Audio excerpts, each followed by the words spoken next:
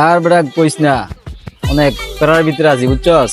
প্রজেক্টের কাজ চলতে আছে, আর এলাকার ভিতরে ছোট ভাই ভাইয়াদের সব বিয়া শাদী করে যাইতে আছে। আরে ভাই আপনি অন্য অন্য বইয়ে রয়েছেন, আপনার খোঁজদা আছি হারা এলাকা। দাঁড়া বেটা, এনে তোর লগে কথা আছে। কি কথা কন?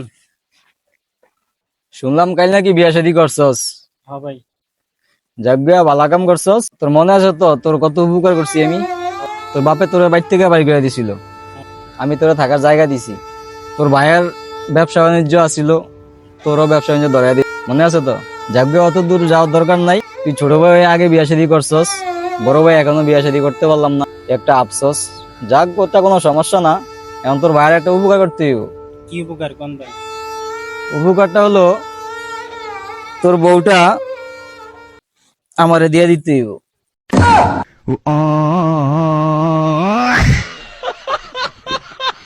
ধর মিয়া, এটা কোনো কথা কইলেন?